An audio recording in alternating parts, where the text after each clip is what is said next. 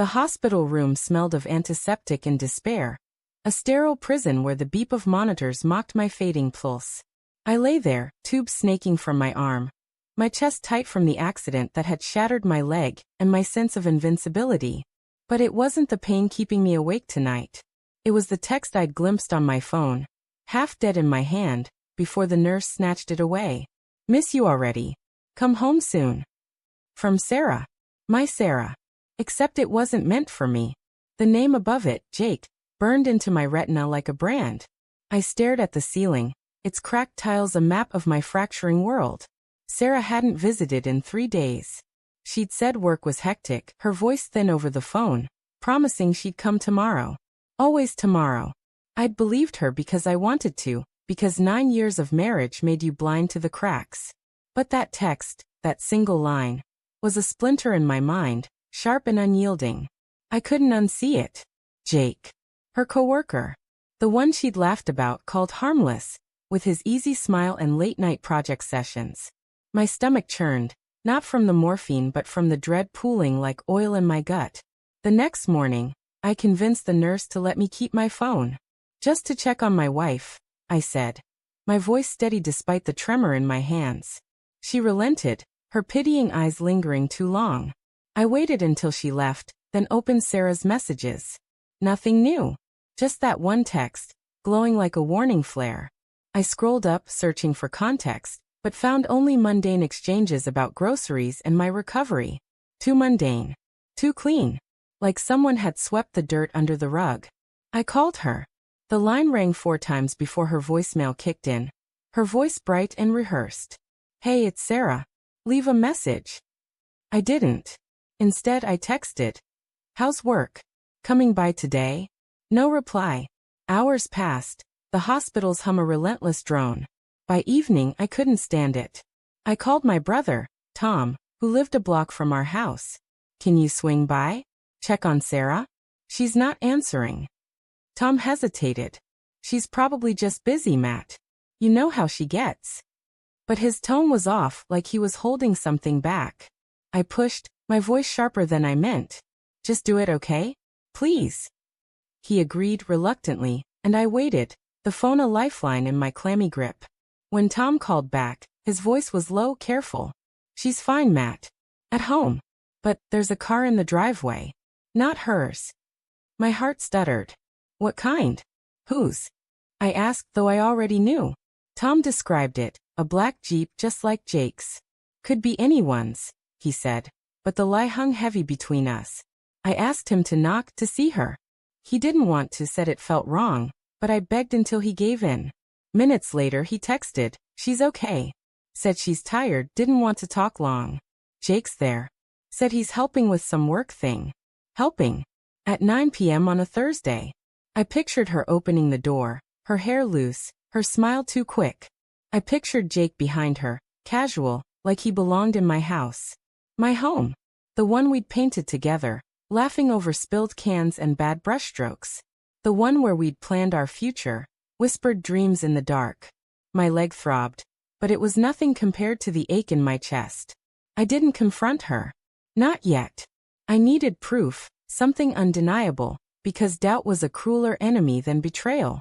I spent the next day piecing together fragments. I checked our shared bank account. Charges for coffee shops I'd never been to, a hotel I didn't recognize. Small, careless clues, like breadcrumbs she hadn't bothered to sweep away. I called our neighbor, Mrs. Carver, who loved to gossip. Oh, Matt, I didn't want to worry you, she said, her voice dripping with false concern.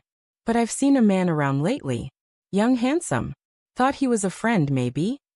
Friend. The word tasted like ash. I thanked her, hung up, and stared at the hospital wall. Its peeling paint a mirror of my unraveling trust. Sarah finally visited that afternoon, her perfume sharp, her eyes avoiding mine. Sorry I've been MIA, she said, fussing with my blanket. Work's been insane. Her hands trembled slightly, and I wanted to grab them, demand answers, but I didn't. I watched her instead, searching for the woman I'd married. She talked about nothing, weather, hospital food, her words a flimsy shield. I nodded, smiled, played along, but inside I was screaming. That night I couldn't sleep. The hospital was too quiet, the silence amplifying every doubt. I remembered the little things, the late nights she'd blamed on deadlines, the way her phone was always face down now, the sudden distance in her touch. Each memory was a needle, pricking deeper. I called Tom again. "I need you to go back," I said. "Look closer. Please." He argued, said I was spiraling, but I didn't care. I needed to know. He went. An hour later he called, his voice tight. "Matt, your stuff's gone." I didn't understand. "What do you mean gone?" He described it. My clothes, my books, my old guitar, all piled in the garage like trash.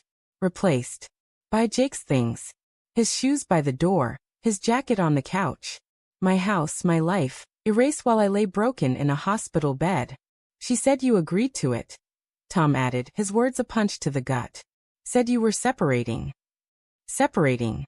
The word was a blade, slicing through 9 years of promises. I hadn't agreed to anything. I called Sarah, my hands shaking so badly I could barely hold the phone. She answered this time, her voice soft, guilty. "Matt, what's wrong?" I didn't ease into it. "Why's my stuff in the garage? Why's Jake living in our house?" Silence. Then a sob, small and sharp. "I didn't mean for you to find out like this," she whispered. She confessed in fragments, her voice breaking. She'd been unhappy for months, felt trapped. Jake was there, listening when I wasn't. It started with talks, then more. "She didn't want to hurt me," she said, "but she couldn't stay." "I thought you'd understand," she finished, as if I'd ever agreed to being replaced. I wanted to scream, to curse her, but all I could say was, "You threw out my life." She cried harder, but I hung up, her sobs echoing in my skull. The next day, I checked out against medical advice, my legs screaming with every step.